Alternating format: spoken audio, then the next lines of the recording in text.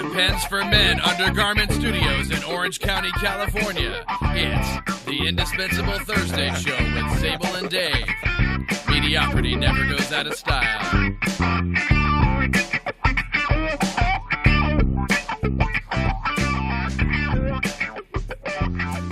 Happy New Year, Dave. Mazel tov.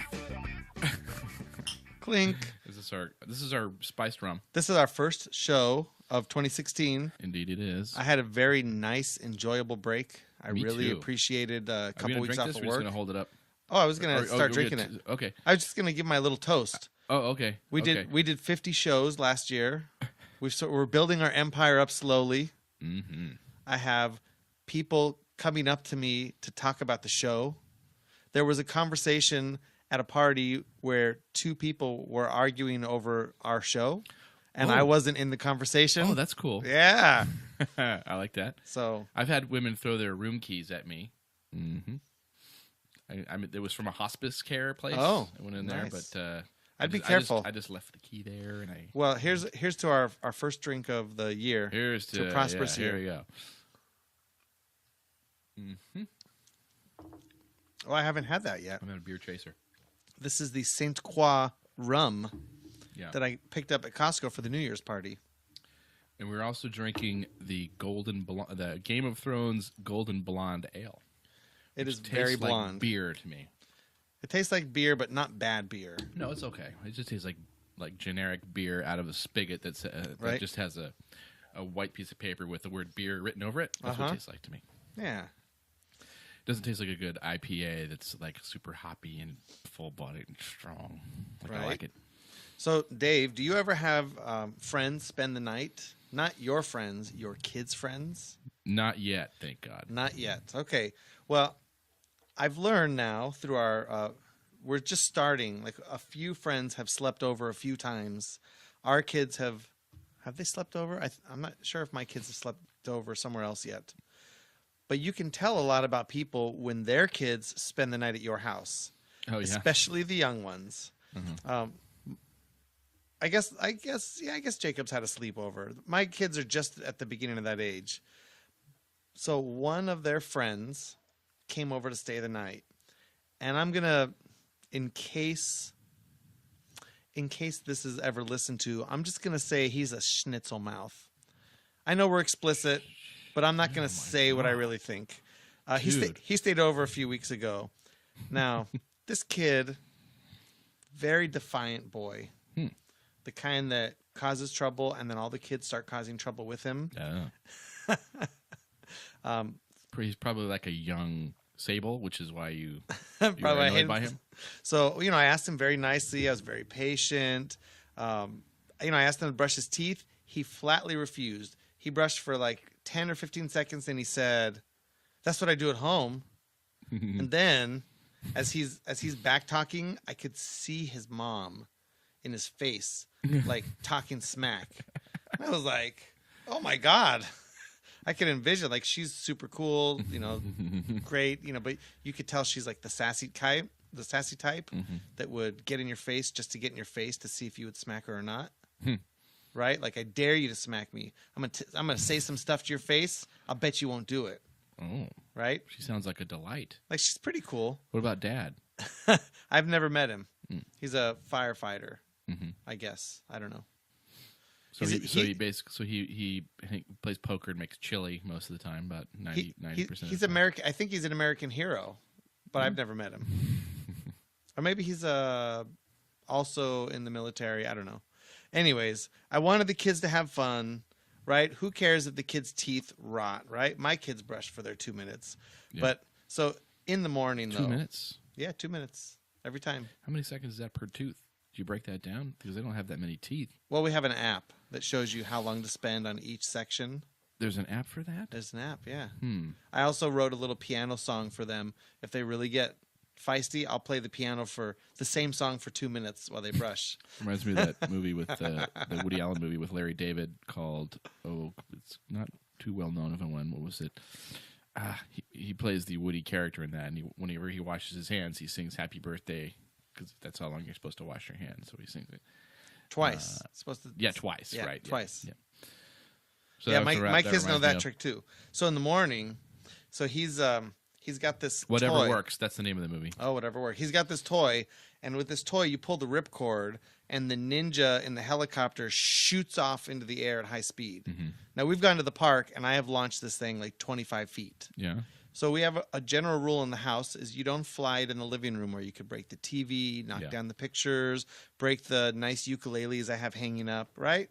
No big deal. Mm-hmm. So I ask him, please don't fly the toy in the living room, and I explain why. And he looks at me, and he pulls the cord. And then what did you do? So I took the toy right then and there. I said he's not allowed to play with it anymore, and he just stared at me.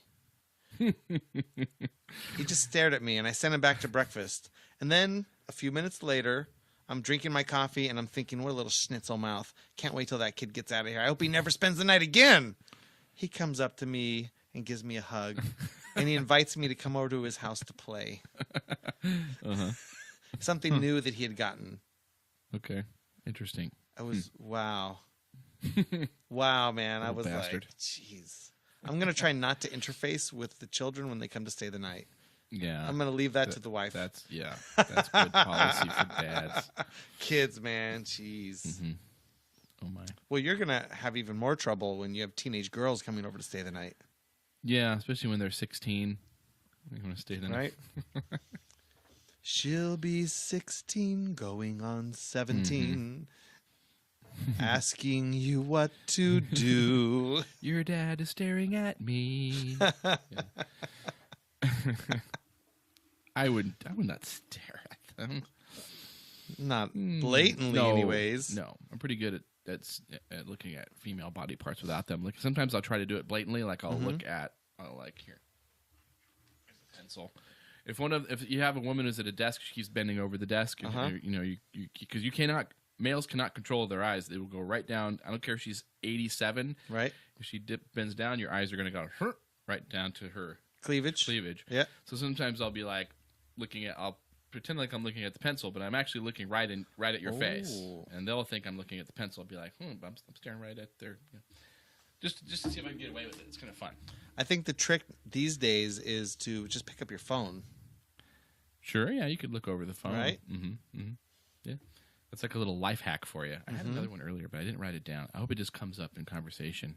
Uh-huh. It might have been a Christmas life hack, but I don't remember now. Oh, tell me about Christmas life hacks. I can't think of it now. This is how bad I am at improv. And then I had the booze here. That's right. We're having, so one of the new segments coming up for the year, you can look forward to this in the upcoming weeks, is literally called Dave Sucks at Improv. Uh-huh. And we have to work on it. We actually have to work on the improv a little bit to come up with the bit. So you can look forward to it. Well, we just need a scenario, like some sort of a verb and announce. I can't even set up a scenario of improv. I'm so bad at it. We'll do it in our planning sessions with our producers. We'll get together. Yeah. We'll come up with. We'll have a producer meeting with Coda. Oh wait, I guess we are the producers. Yeah. We'll have to take our well, I guess we don't have any PayPal money yet. No, my only Christmas observation was my family. We're not Christians. We do the Christmas thing just because that's what our families did in the past. But there's no prayers. There's no mention of Jesus. You're talking about your family, my family, and your mom and dad. Yeah, and in the extended family, we're at my sister's house where we always are. And for some strange reason, my brother-in-law, who's not religious, he just happened to put on the TV some gospel thing, and some dude was just full of Jesus, like singing about the Lord and stuff, kind of like Jesse Dollamore used to do when he had a band. He's like singing, and eventually it wasn't even 2 minutes in, but maybe a minute and a half, and I could see around the people are like looking over, like, what the fuck is that on? Take that shit off. We don't need Jesus singing it here and ruining our Christmas luncheon here. It was pretty funny, so we had to turn it off. That was nice.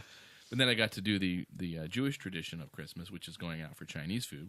We met up with a bunch of Jews over there. You were involved. That was fun. This was one. Okay, I have to say my end of the year has been fantastic, and our little impromptu Christmas Day traditional Jewish dinner was just one of the best days for me all year. Yeah.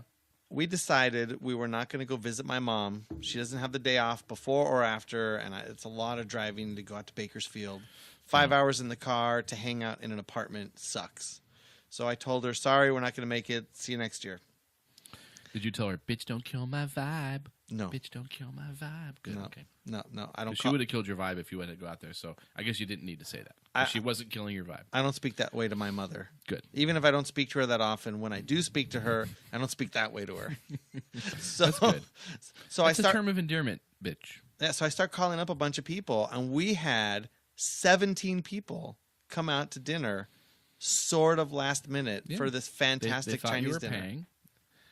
And so I handed to 14 of them for staying, even though they found out that you weren't paying. So that was good.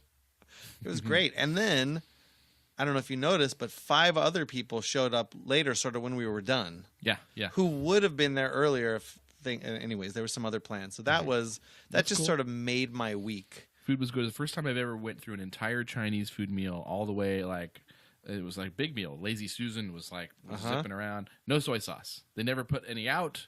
I kind of forgot to ask for it. Nobody I didn't asked. see any soy sauce at any other table. Nobody went over and asked about is this it. a soy sauceless restaurant?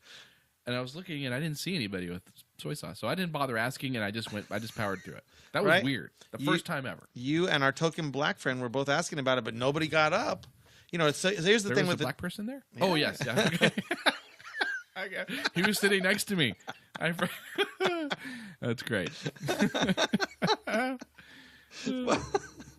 Oh my You're god! required to have a black person at every table there. I did. I was looking this way, and he was like, I was joking about that. "Oh, we're kidding. He's a friend of ours." But here's the thing with Chinese restaurants. Like if it's a real Chinese restaurant, they don't bother you from China or from like American Chinese. If Chinese people eat there, right? They don't go to the table all the time asking you, "Oh, is there anything I can do for you? Yeah. Can I rub your legs for you? Do you need a massage? Can I brush your hair? Do you need me to bring you anything?" Like wrong kind of Chinese place. You know, you're trying to eat a meal and talk to your friends, and oftentimes waiters and waitresses in American restaurants are like bothering you too much. Like, my water glass is empty, just fill it up. Don't ask me if I need water. You're taking a bite of food, and then they run up and say, "How's everything?" So you have to go, "Cool, Right. cool." Yeah. So in Chinese restaurants, they don't do that. They just leave you alone. Yeah. It's not too different from Italian restaurants in Italy. But if you need something, you get up or you flag them down. Now in Italy, there's no tipping. So I had did I tell that story on the podcast one time? We had a group of like 6 or 8 people in Italy. Should I wait till you're done, or should I tell my?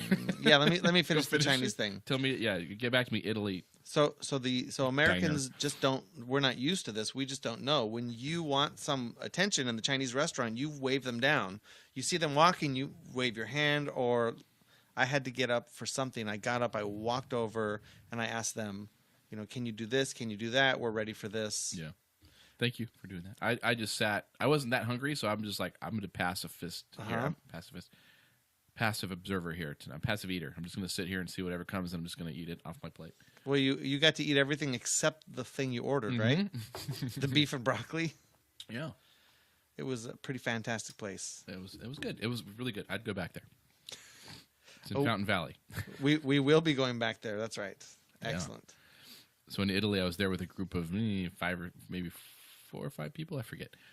But they don't tip in Italy. So in Italy, you get your food whenever they're fucking good and ready for it to bring it. Actually, this was up in Lake Garda, around the Lake Garda area in the Italian Alps. So we had. I think I ordered a 4-cheese pizza everywhere I went because the gorgonzola cheese there was just so goddamn good. I kept ordering it on everything.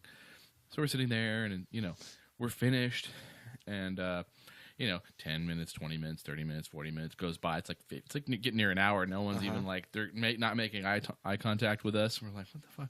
And I noticed, we're in a no smoking section. Passed out cigarettes to everybody at the table, all lit up. Started smoking.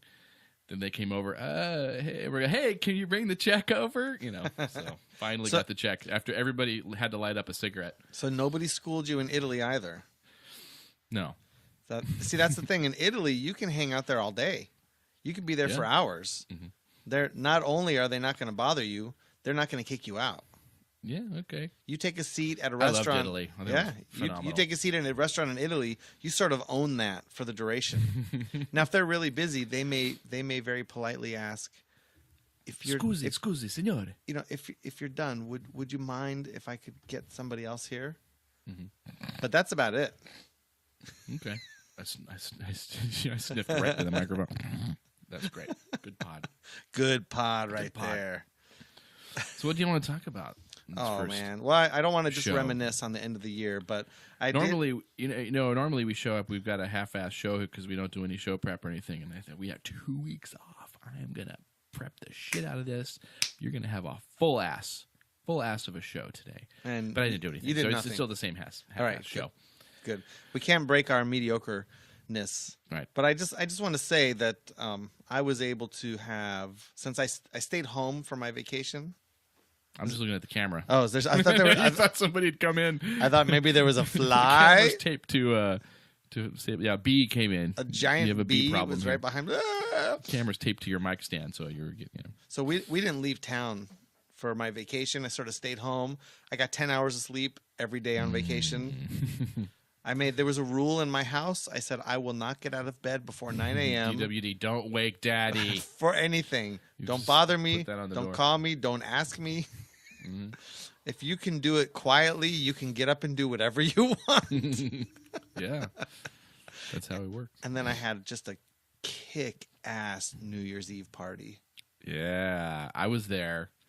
That was fun. That was really fun. I had to leave a little earlier than I would have liked to. Mm-hmm. My same-sex man crush was there, Jesse Dollamore of the Dollamore podcast. I doubt it with Dollamore. I just say that because he's like, I love that he's got great stories and he's got this big booming voice. And he was funny. He was really busting my balls at the party, which was really making me laugh. Here's one. he was talking to my wife and he's like, Dave is like a Brita filter that only filters out the bad particles. So if you're getting a glass of water, the water would come through and only the poison would go into your glass. So that was great. I was cracking up on that. He was great. And then I heard he proceeded to get super drunk and even funnier, which I missed. Yeah, So I'm sad I missed that. But he was a blast at the party. Very funny. he was even funnier. Yeah. That was great. Although he didn't call us out on his show. He gave a good 15-minute summary of the party. Apparently, I didn't hear that yet. Apparently, somebody did not like him. Oh, really? And he says it didn't bother him, but it sounds to me like it bothered him. I wonder who it was that didn't like But towards the end of the night, one of my friends who's an attorney and a former military officer is going to start a political show. Mm-hmm. And we've sort of been talking. That's coming up. It hasn't started yet. Hasn't started yet. Partly planning what he's going to do. It's going to be a political show sort of focused on liberty. And they sort of went at it, the two of them. Did you say he was so drunk they were arguing the same point or something at one Yeah. point? At one point, I'm listening. They were arguing the same point, but they were arguing it like, "Wow, they're saying the same." That was great. Yeah, he says he wanted to come back on the show again, so we'll have to make sure we have him on again. Oh, okay. Yeah, Jesse did, not Bob, but I'm sure we can have Bob on. Bob's your friend that's going to have the show, right? Rob. Sorry, Rob. Sorry, Rob. Rob will definitely be on the show, especially good. by the time he gets his. Is he going to podcast shellac launched. me like Jesse comes on and rakes I me hope over so. the coals? Okay, good. Although he has a long history of pretty much raking me over the coals, okay. so it probably. Yeah. Okay. So That sounds good. I like getting a shellacking once in a while. I'm still not sure exactly who didn't like Jesse. Yeah, how would he know? Did they just? I don't know. Yeah, I didn't get any vibes of anybody not liking Jesse. He brought the yummiest stuff to the thing, and Brittany Page was the lovely Brittany Page was with him. Arm candy. Because that's all she's good for. No, she's great. Her and I were talking Star Wars, because Jesse he was kind of ho hum. He liked it okay, but Jesse and Brittany and I were talking a little bit more about one of the scenes that happens to be the best scene in the movie that Jesse missed because he went to the bathroom. Oh, really? Yeah. So, but her and I were seeing eye to eye on that scene, I think. So, all right. Talk about that later. Is this a scene that you can talk about without spoiling? I'll talk around it a little bit. Okay, yeah, because I do want to talk about it. I think we're too soon to spoil Star Wars. Yeah, we are. Even though statistics say that 175% of all people on the planet Earth have seen the movie twice. in 2 weeks, it has already surpassed Avatar as the highest grossing film of all time, and it's only been out for 2 weeks, so we're still in spoiler area. We can't say it's amazing. I'm not that surprised because Star Wars is a phenomenon. I lived through it because I'm old in the 70s. Right. I was 10 years old that summer, saw it over 40 times in the theater. We went every weekend and watched it twice every Saturday for the entire summer. For a nickel. No, it was free because it was the drive-in, but it was $1.50 for children's price when I was going, so I remember that. But it is a phenomenon, so I am not surprised that it made this much money. I loved it. I know you loved it. You liked it a lot. I don't know if you loved it. I don't think you could possibly love it as much as I loved it because of that weird hold that Star Wars has on me that probably wouldn't be the same for you. I'm still mixed. I'm still mixed between I really liked it and there are parts of it that bother me. That's still like I walk out of the theater like, man, what? Why couldn't they just write their own movie? Right. Now, J.J. Abrams is not stupid. You're talking about the similarities of that in Star Wars, right? I'm talking that it's the same movie. Yeah, very similar movie, but with the same plot lines. Okay, there's a moment where J.J. Abrams is not dumb. He's actually a good storyteller. Mm-hmm. There's a moment where, say, for instance, you see Luke's lightsaber sitting in the snow. Yeah. J.J. Abrams knows full well that is calling up an image of Luke Skywalker in the Wampa Cave. Right. And you see it start to jiggle. He's doing this. This is all on purpose. It's not like he's couldn't think of anything, Right. And was trying to, what should we have him do? Let's just copy Star Wars. Nah, there's a method to his madness. He wants to hook me. Mm-hmm. And he did a good job of it, as you could tell from the grosses. But more than just making a cool movie, he actually, J.J. Abrams, the son of a bitch, actually recreated a feeling, which is why you get droves and droves of people seeing it, loving it, going back again, and then bringing their friends to see it, which is why you surpass Avatar in 2 fucking weeks. Avatar's been out for, 10, 12 years? Yeah. 2 weeks, it surpassed it. Okay, inflation helped a little. I'd like to see the adjusted dollars, but... I saw Avatar in the theater 3 times. I think I saw it twice. Yeah, I liked it a lot. It doesn't have a thing for it. It doesn't have a feeling. I'm going to talk about that feeling, though, Star Wars. Okay. There's a scene in this new movie, which I think is an equivalent scene of the scene in Star Wars that really made me freak out. I don't think I was ever so exhilarated in a movie. I've said this before on the show. As when Luke Skywalker blows up the Death Star. Remember now, he's the previous guy who shot the proton torpedoes into the poorly designed shaft that could destroy the entire Death Star. Right. He missed, and he's using the targeting computer. Yeah. And then Luke uses the Force, and he gets it in there. Boom. It's so exhilarating. It was awesome. But he's like learning to use the Force as he's going along. The Force. Right. This is why I think Star Wars is so fantastic, is because it's got 2 things going on. The idea that Luke is he's a farm guy. He's going nowhere. And then suddenly he finds out, he's going into this new world here. Obi-Wan Kenobi's taking him along. Right. Suddenly he's literally saving the galaxy. Yeah, and he also finds out that they're like, there's this thing called the Force, and you have it. Mm-hmm. And you could learn to use it better than anybody else. That's really tantalizing to a young person who's growing up. And that's why I think that's one of the main reasons. Plus, it's a really cool pastiche of like westerns and samurai movies, all the stuff that George Lucas thought was cool growing up. Right. Smooshed all together in one movie.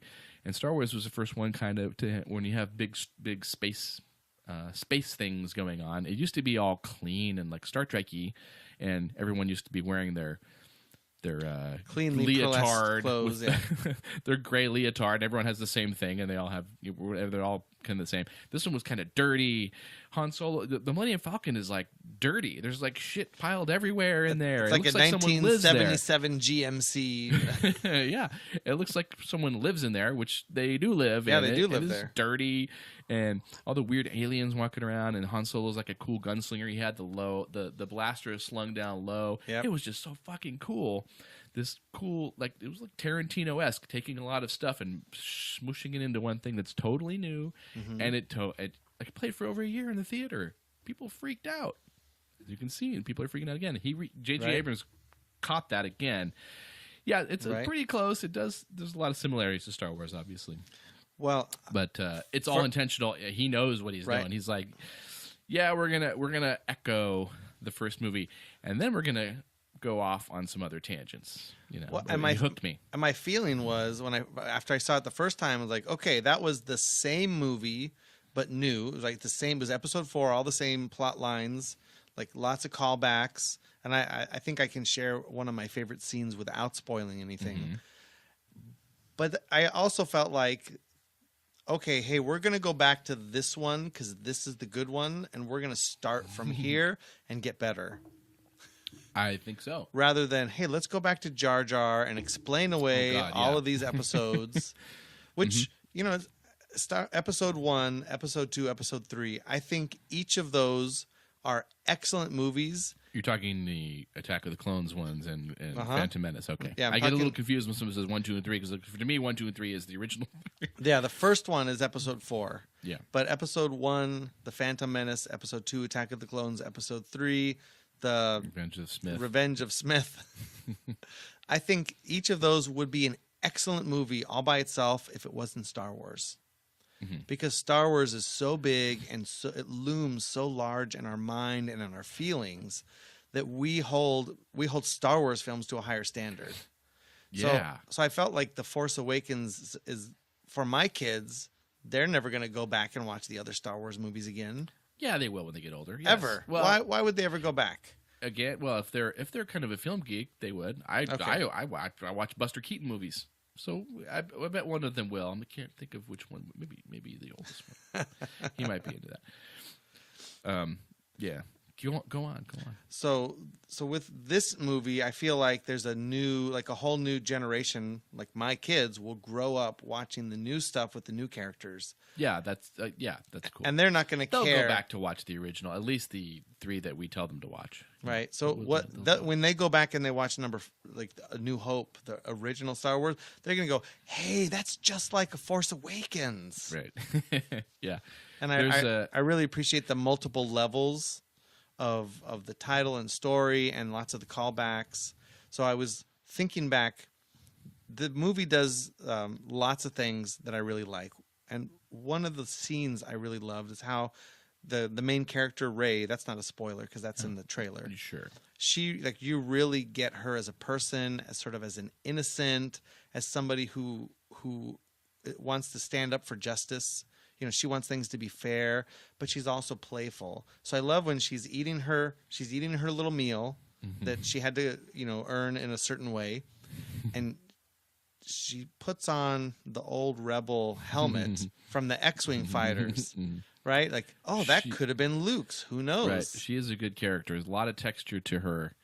There's moments she has that we were talking about on our walk the other day. There's one particular moment that she has that Lucas would have never thought to throw in for Luke. Right.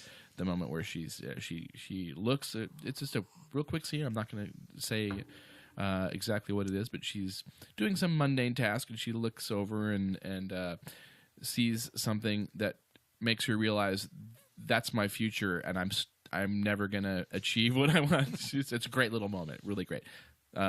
Lucas never would have thought of something like that. That's where J.J. Abrams' little magic comes. Or I don't know who wrote that. Lawrence Kasdan could have wrote that. It's probably Kasdan. Kasdan is a great writer. Yeah, he wrote. He did Empire, right? right? Empire, Raiders of the Lost Ark. Mm-hmm. There's a lot of people bang on Raiders now because they say Indiana Jones is an inconsequential character to the whole movie. Are you kidding me? Raiders of the Lost Ark is one of the greatest movies of my lifetime. It still is. Yeah, it's my. Of the last 40 years. It's my second favorite movie after Star Wars. It is. Yeah, but as a kid, I liked Raiders of the Lost Ark way more than Star Wars. I understand why. Yeah. Fucking Han Solo and Indiana Jones. Those two characters. Super. I mean, he's got a whip that he can grab around a tree and swing across a pit. He was the bitch in his kid. Yeah, that actually was the first movie after Star Wars that sort of gave me a new exhilaration in the theater. Like, oh my god, this character! I saw that one probably also 20 or 30 times in the theater that summer. But yeah, and there is a scene.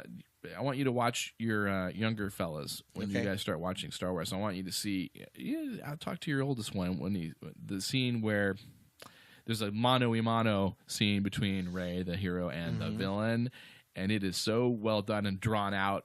And you're seeing the female lead hero learn how to use the Force. It's awesome. Right. It's like the scene I think that a lot of young kids are gonna like oh wow, Right. shit. That's the hook moment for them. I think it is a hook moment. Yeah.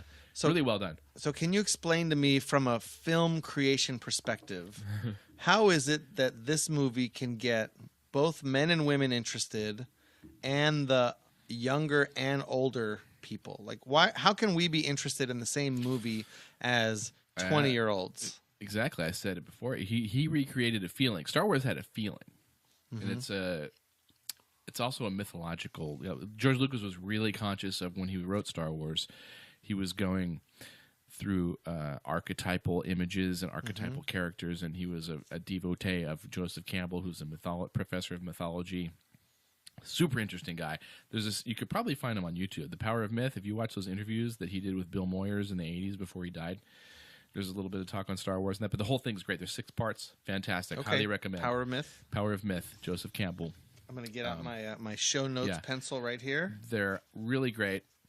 And Joseph Campbell, I got this idea from him, actually. I think he's right on. Is Star Wars has a really good message for us humans, especially now, where like technology has a greater hold on us as we go. The original Star Wars is that I think I as soon as he said it, I said, "Holy shit! Yeah, that must be why." Darth Vader is even Obi-Wan even says in one of the movies, he's more machine now than man. You know, twisted and evil. He's kept alive by machines, and he's a metaphor. He's almost like a robot, but he's not. There's a reason why Luke, he uses the Force is like the human soul, spirit, something in there that humans connect to. Animals don't have the Force, and machines don't. It's humans that can connect to the Force. Okay. So the overall message is with Star Wars is the machine technology, is it going to crush humanity or serve humanity? Luke makes it serve humanity. He's better than the machines because he's able to use the Force. He does what the machines cannot do. Okay. And that's a human thing, and people respond to that. Like in the Terminator. Yeah. Right? We have this fight in Terminator and the Matrix. Yeah, sure. People respond to those super primal things when they're watching movies, and they even do it on a subconscious level. They don't know why that they're responding to it that well. But a movie like Star Wars hits it right on the head, and this movie has it too. It's great. So you've seen it how many times? The Force Awakens? Just twice. Just twice. Okay. Yeah. In the theater, obviously. I didn't steal it, so I went and paid to see it. You wouldn't do it. I'll see it at least one more time. I saw it in the recliner at the. Oh yeah. That's I want to really go to the nice. recliner too. Let's go before it goes away. Let's go over there. I'm gonna go see the Hateful Eight tomorrow night. By the way, too, the Roadshow version, the 70mm Roadshow version. Wait, I gotta ask you one question before you tell me about that. So, I saw the Force Awakens is available for pre-order on iTunes now. Yeah, $20. That's. I don't know when it's going to actually come out, but should I Probably buy 3 this to 4 and have months. a Star Wars day for the kids? Oh, sure. Well, have they seen it yet or no? My kids have all seen it. I've seen it. That's cool. Yeah, you took them all. That's yeah. great. I took everybody. Yeah. Yeah, why not? I'll come over. My girls have not seen it. We haven't taken. They're a little. I don't know. They're not. Little later for them. But they should like. They should like it because it has Rey. It has the girl, right? Yeah. Isn't that the whole thing? Like, sure. I don't want to get hung up on this gender of the heroes things. I'm just as excited by Rey as I was with Luke. Honestly, I'm a little more excited by Rey. It's easy for us not to get hung up on the gender because all the heroes are dudes like us. Hey, well, she is the best female hero since Ripley from Aliens, probably most kick-ass hero ever. Especially in Aliens. My computer is doing some weird stuff. I don't know what the hell's going on. Yeah, so Star Wars, see it, learn it, live it. But think about that. What I was saying, the machine, right, crushing humanity. And I love the villain in this one too. He was very, he's great. He's like, sort of millennial whiny wannabe. It's great. Oh yeah, great. Yeah. Millennials can definitely, they can relate to this. He threw tantrums in the movie, which made really funny scenes. Oh, it's great. You just want to smack him in the face and say, "What is wrong with you?" Yeah. So really good. He's sort of a crybaby. Yeah, it was awesome. He got picked on as a kid I don't know how, why. Yeah, well, maybe until he developed the ability to crush people's larynxes. That doesn't happen in this movie. He was definitely beat up as a kid. But he's powerful, which is it's such a great scene between the villain and our hero. It's a great moment. Oh, fantastic! I thought it was great. It was great. It was great. So tell me about this Hateful Eight Roadshow. Was it filmed on 70 It was filmed millimeter? in 70 millimeter, I believe. Oh, yeah. that's fantastic. And I think Quentin Tarantino somehow talked Harvey Weinstein into outfitting a lot of the theaters. I don't know how many, but with the 70 millimeter projector so that they could properly show it. Wait, and it's the theaters don't have these anymore. No, they're 70 mostly millimeter digital, film projectors. or maybe all digital now. I don't know. So they're sending 70 millimeter film projectors to. Yeah. Wow. Or they're playing at places that already have them and they're setting them up, which is causing some problems because some of them are breaking down and people don't know how to fix them because they're digital people. Right? They don't know. So there's a little bit of trouble going on with that. I hope it works out okay. I'm going to go see it at Irvine tomorrow night. Oh, okay. I'm not saying what time. Don't show up there and bother me, my fans. Show up in Irvine and see with my Quentin Tarantino buddy, who I've seen every Quentin movie with since Reservoir Dogs. We were hip to Quentin, ahead of time, so we went and saw this opening night, Reservoir Dogs. Holy shit, this guy's amazing. Yeah, Reservoir Dogs was one of those movies that I was like, I like this, and I'm not sure why. It messed with my head. Yeah, there's still like scenes I can think of to Reservoir Dogs with the. It was pretty masterful writing. It was just Anyway, my buddy has seen it twice already. I'm gonna see it with him. So he's saying it's the most like Reservoir Dogs since Reservoir Dogs. The most of his that is like Reservoir Dogs.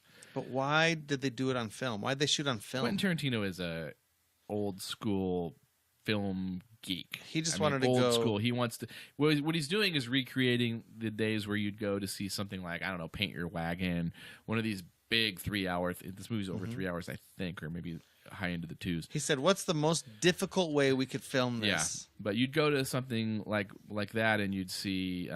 You'd go in. There's a little overture. There's no previews. It's a long movie.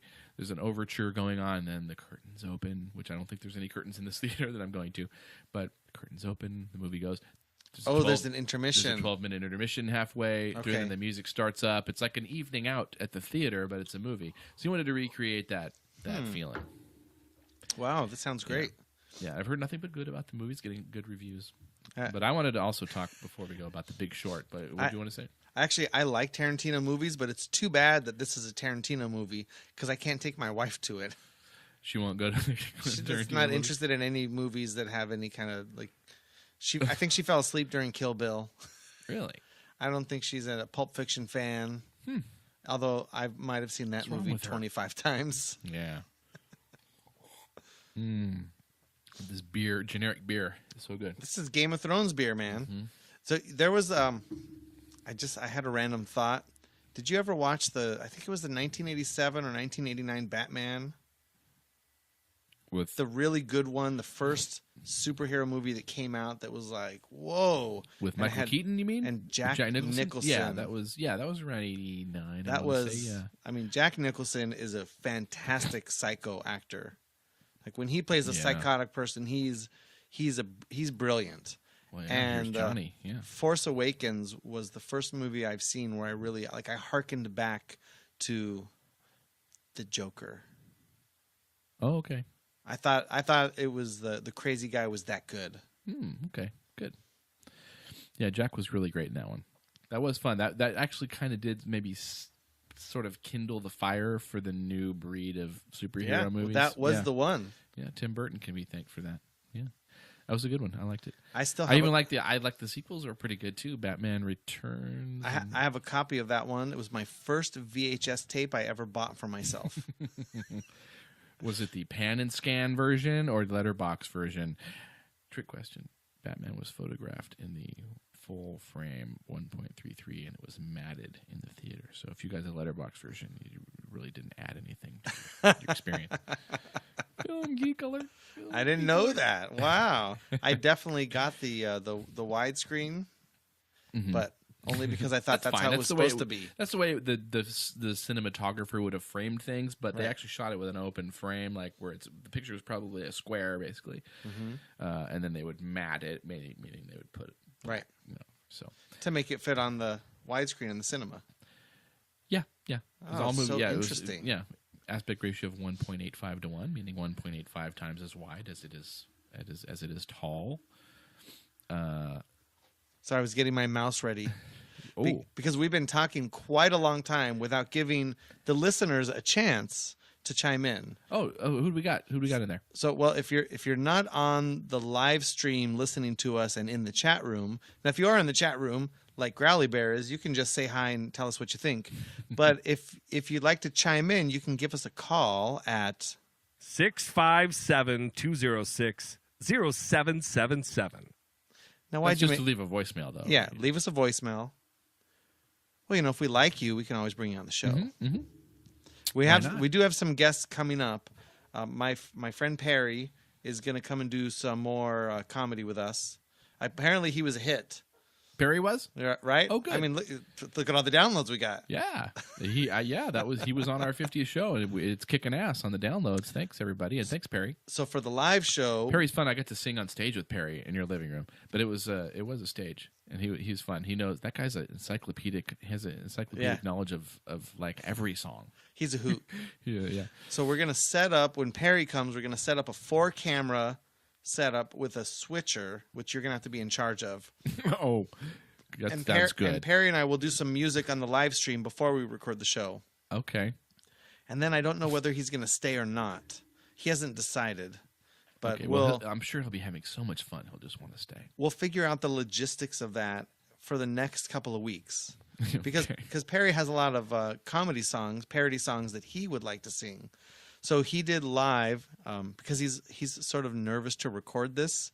Mm-hmm. He did a hilarious song. He paid to get the backing tracks created, Really? and then he sang to "Why Don't You Shut Up, Donald Trump."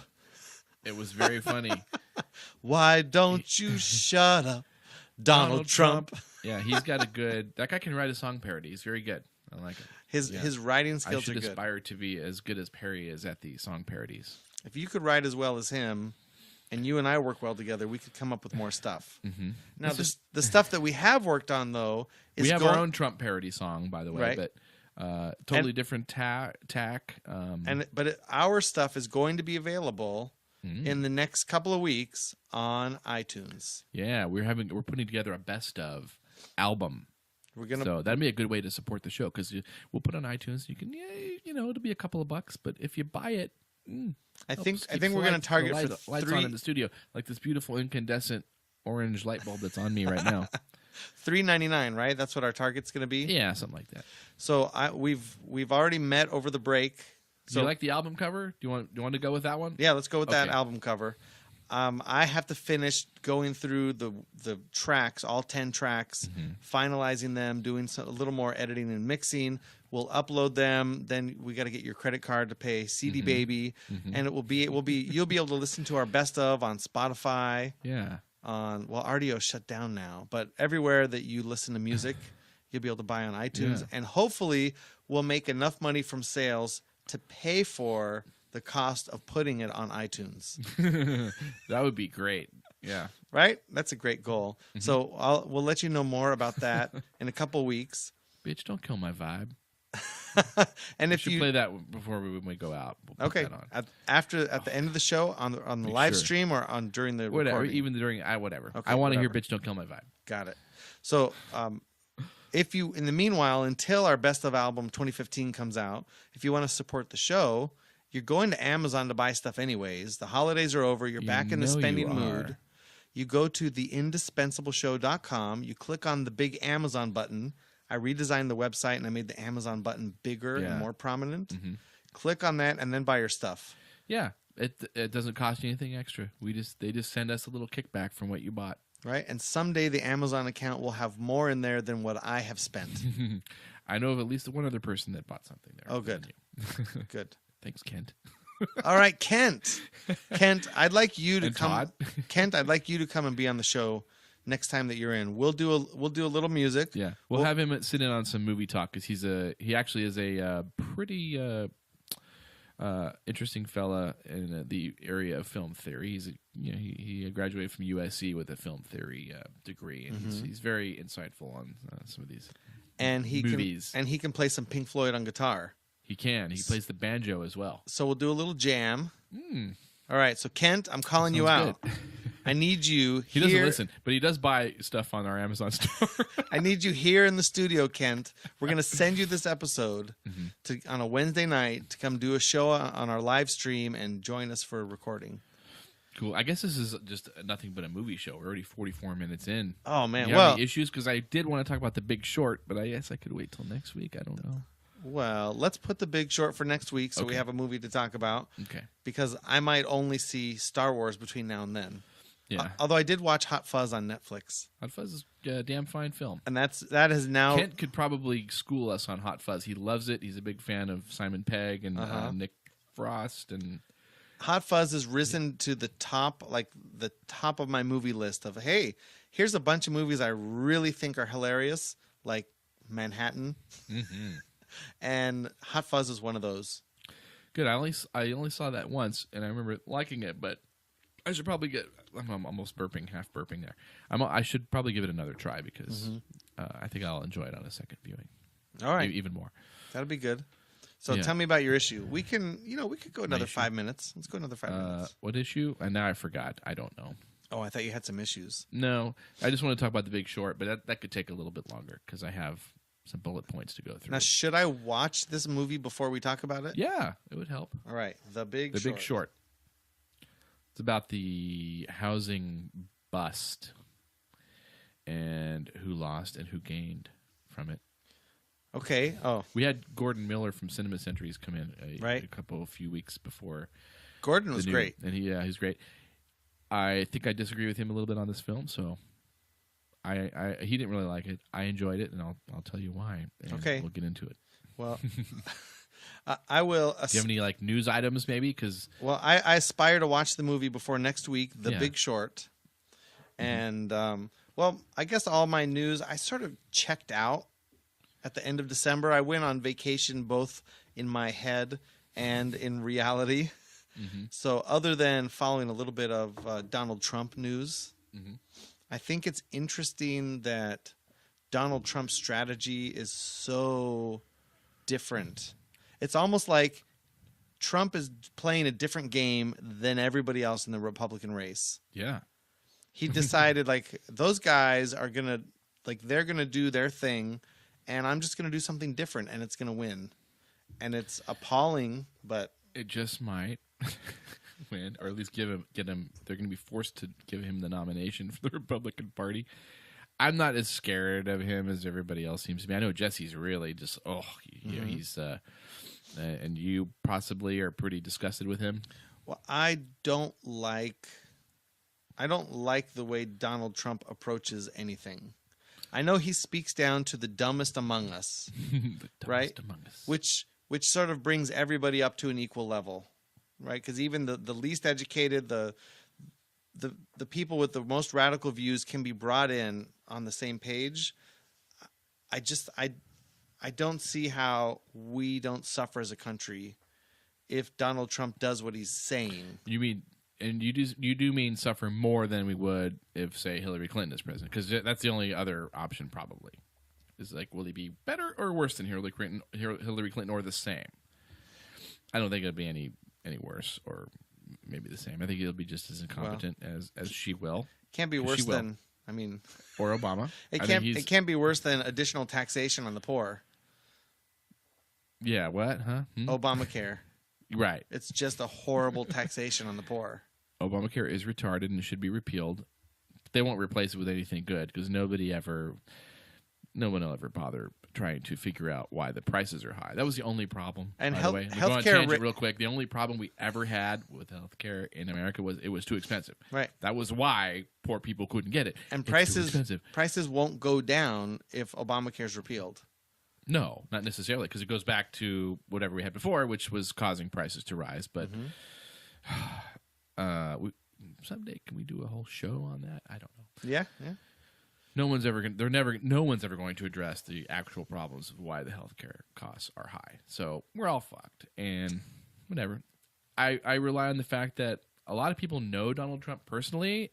None of them say he's an a-hole. Oh. Penn Jillette says he's crazy. Right. But is Hillary Clinton not crazy? I think she's a fucking crazy shitbird. She's crazy as a shithouse rat. People that know Donald Trump, he's fine. He's not gonna fucking go ballistic, and he's not, like I say, he's not gonna put yellow crescent moons on Muslims. He's not gonna. He's just like a normal guy. So do you think that the liberal media is just taking him and he's gonna be friends with Russia? He wants to kill. He wants to kill journalists. Do you think that they're just sort of exacerbating this and making a problem that isn't there? About his Putin comment? Yeah, about his love with Putin. I don't know. He didn't really say much about Putin. No. Putin said something nice about him, and he said, "Okay, I'll take it, whatever." He didn't really say much about Putin, did he? No, he didn't. Yeah, he didn't really say much. But if you watch any of the mainstream media, ABC, NBC, CBS, CNN, you sure would think you'd think that. They want to. I don't know if they either want to get rid of him because he's so popular, or they want to make sure he's nominated because they think Hillary can beat him. Because most 95, 96% of mainstream media folks are Democrats and lefties, so they do they're in the tank for her. So they hate him. So can you tell me in 1 minute what the deal is with Hillary and Bill and the Cosby connection? Can you sum that up in 1 minute? Like, what is going on with them? Well, I haven't watched any news, but every time Bill Clinton talks on behalf of Hillary Clinton, people are just reminded of his predatory sexual escapades. Okay. And Cosby's in the news now, and he's also 82 years old, like Bill Clinton is. He's not that old, but he looks 82. So it's just conjuring up problems for the Democrats, possibly. And we're in a super overly sensitive time now about the sexual harassment thing. If the young folks start looking into what went on with Bill Clinton, like, why is he talking? Why is she having him up on the stage for her? And if they start looking into it further, going, how come she attacked all of the people that he victimized? And hopefully they will realize that she's a cunt and a criminal. Possibly. Okay. You've called her that before. Yeah. I think she's a cunt. Yeah. Speaking mainly for her attacking of his victims. Fuck you, you bitch. Okay, so that's the minute summary. Yeah, speaking of, did you time me? I got a big time right there. Okay. Speaking of super oversensitive people, I'm going to share one more thing that just sort of irked me a little bit. So I've been in my day job. I'm doing these trainings for faculty members. It's 5-hour long training. Oh God! Right, I got you all day with. I'm so sorry. With an hour break, and in the beginning, in the first half an hour, I gave some pertinent information, and a couple ladies in the very, very furthest possible back, like 100 feet away from me, it's a long classroom, asked a question, and I didn't know whether they were there in the beginning or not. Because if they were there in the beginning, what I said needed to be clarified, and I would have said something different. So I asked them, were you here at the beginning when I said this? And they said, no, we were late, blah, blah, blah. Fine. I just repeated what I said so they had the information. So from my perspective, I just wanted to clarify, were you here? Yes, I need to tell you something different. Were you here? No, I need to tell you what I told everybody else so you have the data. Well, apparently it hurt their feelings to be called out that they were late. Because they went all the way up to my boss and complained that they didn't appreciate being excoriated in the classroom in front of everybody. Yeah, I can. It depends how you. I would like to have heard the way you asked it. I could see how you were. You here earlier? Maybe they thought you were had an accusatory tone. Maybe, but bothering to go to the boss, like, fuck off. Right? Like, just go home. They probably went to their boss to go to my boss to come back to me. When was this? It was just this week. Okay. Right back from vacation. Oh, that's nice. I mean, it's true. I was a little bit annoyed that I had to do a 5-hour training the day after vacation. You could get a little prickly. I saw you before just today. You were a little prickly with the wife. It's funny, but maybe that little rubbed off. But going to the complaining to the boss. They complained to the director that I asked them if they were here at the beginning of the class, and they weren't. Yeah. Which is why they probably asked that question that they asked you because they Well, weren't here. Correct. But people ask questions in workshops because oftentimes they didn't get it the first time, right? We're doing a lot of technical stuff. You're clicking and reading, and you don't catch everything. So it's fine. I repeat everything 3 times in workshops. But these 2 ladies in the back, middle-aged professors teaching online, they didn't appreciate. They're professors, so you thought you were better than them. That's what they think. They didn't appreciate. They think that you think you're better than them. I don't know why I'm sort of doing a black accent there. I don't know why that came up. You think that was black? So a little bit. I don't know. Speaking of black chick, I just noticed I'm looking at the news here a couple hours ago.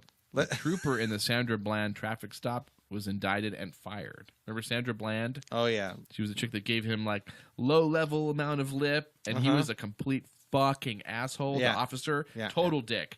And then they ended up putting her in jail, and she ended up killing herself. They didn't do it, but she's there because this guy was a cocksucker. She was murdered. Come on, they strung her up. They beat her. No, they have video footage of her cell. Of her climbing, not the cell, of her climbing up and killing herself. No, they have the hallway. They know nobody went in there. It was obviously her that did it, but she was in there because this guy was a complete fucking asshole. And thank God he's fired. And whoever knows him, don't hire him for anything. Have him just jump off a fucking bridge because he was a dick. I heard that audio on the I Doubt It with Dollamore show. Oh yeah, they played. Yeah, they played some of that. So Dave, we're 56 minutes in. Let's call it a successful start to the year. Fuck yeah. What do you think? Yeah. Sorry, everybody. 56 minutes. No, this is great. We had a great show. Lots of movie stuff, and we'll have to go back through and listen for maybe a show title or whatever. Yeah, that's what we do after we turn it off. We zip through and we find out what fantastic, droplets came out of one of our mouths. Did we say anything funny? We'll find out. No, I can I tell you right totally now. forgot to talk about Hotline Bling, but let's title the show anyways. No, we started it with Hotline Bling. Oh, on the podcast, on the show. Oh, you're right. We were playing Hotline Bling for the special people that show up. All right. One more minute. Wait, you didn't play my. You can't. Oh, wait. I'll do that. I'll do that. I'll do that after we finish. Vibe, remember, after we finish recording, I'll do that, and then on the stream. Oh, okay. Because we still have time on the stream. For the New Year's Eve party, I went to find out what are the best songs to play for New Year's. So I came across an article that said the top 25 songs that people won't hate that you play for New Year's, or that won't ruin your New Year's party, or something like that. I was like, oh, well, maybe there's, maybe this is going to tell me the best. I bet Four Non-Blondes was not on that list. This is going to be the best New Year's songs of the whole year. Yeah. I did not recognize 20 of the 25 songs. Old have you become? And number 1 of them was Hotline Bling. Oh, wow. What? Number 1? Number 1 on that list was Hotline Bling. Oh, Jesus Christ. That's the song. And well, so check this out. This is what people are going crazy about. I mean, Drake. We have to talk over it because YouTube or someone might get angry that we're. You used to call me on my. On your what? What'd you call me on? You used to. It sounds like a Rasta guy. Is he playing reggae or something? Bit. Is it auto-tuned at all, or is him? It's all his auto-tune. This is the 320 million view. Wow. Right here. Check it out. Yeah. You used to call me on my cell phone. It's got a good beat. Like everything else has a fucking good beat because everyone has like a program that creates a good beat. So I actually heard about the Saturday Night Live parody about that, which I thought was much funnier. It's not a funny song. But. I know you made fun of my dance moves. Because his dance moves are just. He looks like he's like someone who's having spasming, some sort of a fit, heart attack, gas. Someone that you if you saw someone doing that in the street, you'd walk up and say, "Are you okay?" You might have to perform the Heimlich. Can I call someone for right? You? But check this out. Who's the president? He said gifts. He's wrong.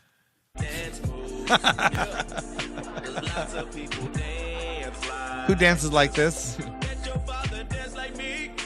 He do. Like I just turned 53. 53-year-old men don't dance like that. That's bullshit. No, but it's funny. It's pretty funny. And then what tied it all together for the year of Drake apparently was Taylor Swift posted a picture of herself. You know, she's the queen of all media right now. Yeah. In an elf costume on her Swiftogram. Mm-hmm. It said, "You used to call me on my elf phone." God. Now, I could do that easily. That's a stupid joke, but no one would see it. But she does it. Oh, it's fantastic. Just because she's. Well, that's because she has millions of viewers. Mm-hmm. Exactly. Anyways, let's wrap real it quick, up. Can you pull up "Bitch Don't Kill My Vibe" real quick before? All right. I call it Munchkin rap, and it's a pretty popular song, and it's why we're doomed because kids like it. You silly kids. Bitch, don't kill my vibe. Is that it? I don't know. I haven't seen the video. I just heard the song. Is it Kendrick Lamar? Yeah. Okay. Kendrick Lamar, I thought maybe. I don't see any accent. Is this it? I think this sounds good so far. How many views? 45 million 45 views. million. Man. That's a lot. So we have to title the show "Bitch Don't Kill My Hotline Bling" vibe. Perhaps. Yeah. Growly Bear can come up with a title. Listen, it sounds like Munchkins. Oh, there's some serious auto-tuning going on. Yeah. Very Munchkin-y. Growly Bear says, "You dance like that when you need to go pee, but there's someone in the toilet already." It's like a demon. Sometimes I need to be alone. Yeah. All the octaves and everything. That's weird. All right, I'll play a little more on You the didn't even stream. get the chorus. But yeah, we'll play this more on the stream. This is I can't. There's a reason I didn't listen to 20 of the 25 top songs of the year. My vibe. They suck. Well, okay. Dave, You heard they it- suck. You heard it here first. Those songs suck. Hotline Bling sucks. It's a terrible song. Anyways, I'll see you, Dave. All right. See ya.